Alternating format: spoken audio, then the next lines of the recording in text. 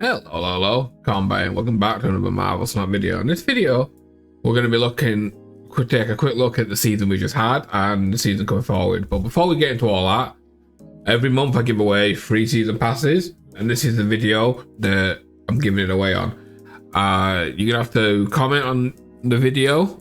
I will put a template as a pinned comment because you're going to have to put your Twitter name there, and I'm gonna add whatever card you're excited for this season, right?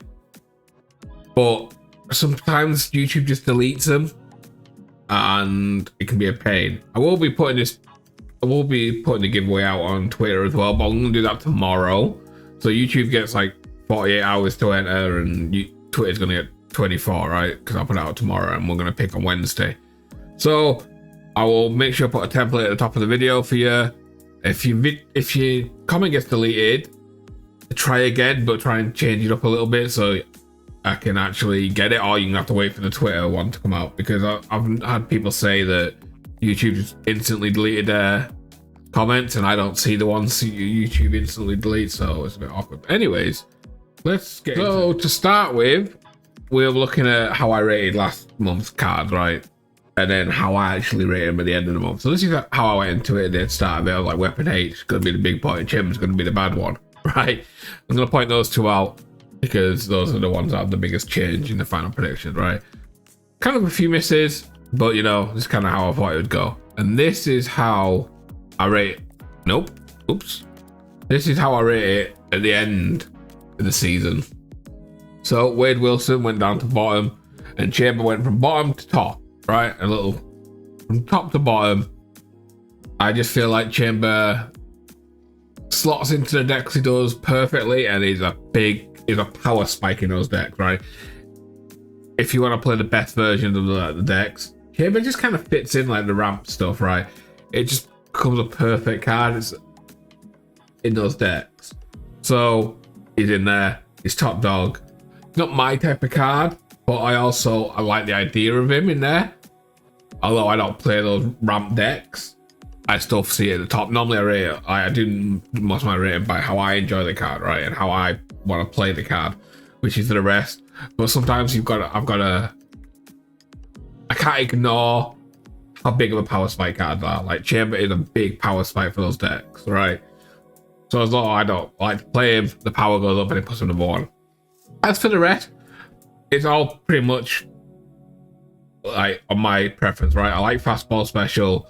Aurora, I actually really like the card.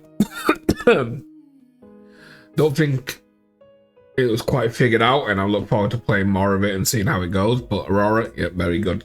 I like the card. The rest of it kind of up there. Like I do like the discard destroy stuff with the Marrow, the Wild Child, and the Phantom X, but obviously not that great. Weapon H went down. I do think it's a solid card in discard, but it didn't have as big impact on discard as I was hoping. But it slots in there. It just kind of went down. So that's it for them. So we'll move on to the new season, the Dragon season. This is how I think the cards are going to go. We're going to look at the cards after I do my prediction, but this is how I think they're going to go. So yeah, let me know how you feel like these are going to go and which one you're looking forward to the most. We're going to go over the cards in a second, but this is how I rate them. I believe that's the season pass card I've got at the top. This is the one cost spell, I believe. Like looking at the names, I'm not sure. That's why I'm going to show you the cards, right? So let me show you the cards and talk about it. Okay, so let's look at the cards. I'm going to put the rankings that I'm ranking them up there. That's number one, right? This is at the top, right? This is a season pass card, I believe. On reveal, give the last character you played +3 power for each turn you played 2 or more cards. Right, so I feel like my brain first goes towards Kitty stuff, right? That's where it goes. It kind of goes to Kitty because you could play this on 6 with Kitty, right? You get some cards out, you bounce stuff, you know, you play Kitty in a 1 on 2, then you play Angela and Kitty on 3 or the other one. What's the one that grows for every 2 at the end of the turn? You know, and then 3 and 4 and 5, 6, right? And then you get it up, and then you play this, and you have a big kitty as well coming down, which is obviously one way of playing it. It's not the only way, so that's why it's at the top. And it's season pass card. This is what you can win in the giveaway. This is the premium season pass card. Dragon of the Moon. On reveal, still 1 power from even cost cards in all hands. Yeah, I wanted to like this, but the more I think about it, I just don't. I do like. I will say I'm honestly shocked that, because I came from playing Hearthstone, like quite a lot of people might have. Like there was even an odd decks over in Hearthstone. So I'm surprised they haven't had something like that over here. But that being said, here's one that's going to even cost you. I know we've got like the discards that are even and odd, well, like more even and odd stuff. So someday maybe this will be good, where you're just playing a full even deck or something like that. Or yeah, it's okay. I just don't see it being all like great. So that's why it's at the 7. Lockheed. On end of turn, if you play a 1 cost card this turn, afflict an enemy card here with -2 power. So it's just a card that could go in the season pass deck, right? With kitty stuff, where you can bounce this on, you can bounce kitty on this lane, and it's afflicting enemy cards there if there's anyone there.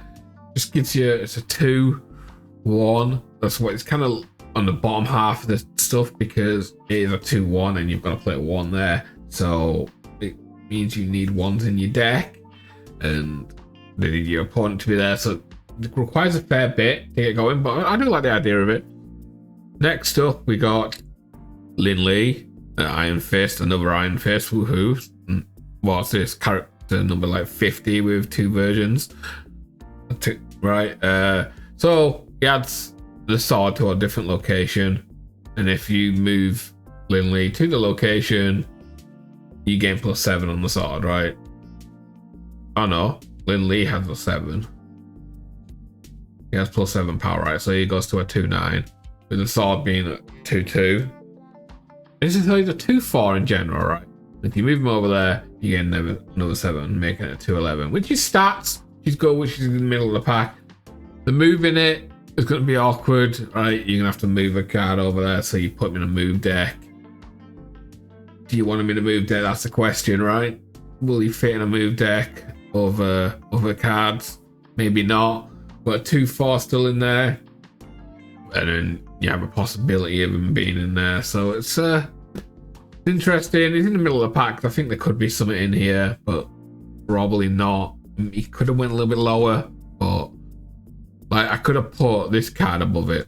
All right, the Fin Fang Foom, which is a 7/12 on reveal, gain the power of the front enemy cards here. So I put this kind of low because, if you know me, you know I don't really like big brutey cards, and I keep rating them low because I just don't like them, and I think they're boring. That being said, I was thinking about the decks, hella stuff, you know. Okay, terrifying and hella stuff, ramp stuff maybe, and I was just like, nah, I'm not sure about it. But I do think I put this too low. I will say I think I put this too low out of my hatred for just big statted cards, right? I do think this will be the one that I get wrong the most this season. But sticking with my guns, I do think it could easily be bad, but I also think it's more likely it'll be a good card. But I'm putting it at 6 because I'm sticking to my guns. And then my number 2 card is the new Shang-Chi. I would have loved to do this card as a creator video, but you know, it is what it is. New Shang-Chi, right? So the 10 rings start in your hand. These are 3/5, so you can play the rings down on the basic one. This is the basic one here, which is on reveal, give your other cards here +1 power. So unless you play a 1, you probably not get much value out of that, you know, especially if you want to go 2/3, right? If you have Shang-Chi in your hand, you want to go 2/3. likelihood is, unless you draw a 1, you're not going to get much value out of that. But that being said, there's a chance you do. Then, if you play your Shang-Chi, it upgrades it to end the turn, give your other cards here +1 power. So it turns into an end of turn card, which is pretty good, which I like. I just like the flexibility of one card having 2 cards and being able to buff up and flex and stuff like that. Obviously, you don't need to play it early, right? You don't need to play this out on 2 if you don't want to, right? And then obviously you can wait to you get this upgraded. So I kind of like it. So that's why it's up 2, because I think it's going to be great. And then the spell, I'll put the spell at the worst card. I'd rather play Shavaz. I was thinking about it, right? Yes, it's a 1-cost spell, and we do have a very good one spell card, right? In Deafening Cold. We also have a bad one in the move card, the Web Sling, which I think is kind of terrible. And spells are either good or the bad, which, you know, sounds weird to say, but like they're like the good or the bad, right? Like it's kind of hard for them to be okay. The destroy ones are good, but they're I guess I take that back. The destroy ones are kind of just in the middle. They're good and good, but like the cheap ones, the cheap 1-cost spells, should I say, they're OP or they're terrible. And Deafening Cold is a tech card, which makes it great. This, it gives you leftmost card in your hand +2 power. If it's a 5-cost or higher, -1 cost 2. So unless you really want to get the value out of it every time, it could be awkward. It could be a pain. So at most, it's probably like a +2 power, right? And at that point, I'd rather play Shavaz because I'm getting a 1/2 body down, and I'm giving my next card I draw a 1/2. So yeah, I don't see it. I just don't see it. I just don't see it getting played much. Obviously, I'll play it when it comes out because, you know, new card video. And Dragon Lord. On reveal, put a card from your hand here. Okay, you know, cheats them out. Goes in ramp deck. Could just make some sort of ramp decks a little less greedy. So it could go in other decks where you can, or should I say, makes other decks a little bit more greedy possibly by having this out. So you could maybe play some more 5s or some more 6s in your decks, right? Instead of just kind of relying on the 3s and 4s and 2s and stuff, right? So this could be really good, and I kind of like the idea of just being able to pull a card out of your hand. So that's it, right? I think that's all the cards. Yep.